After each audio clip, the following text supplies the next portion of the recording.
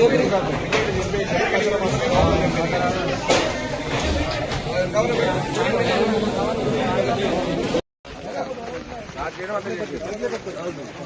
Start చేసి 4 start చేసి 3 పోయింది.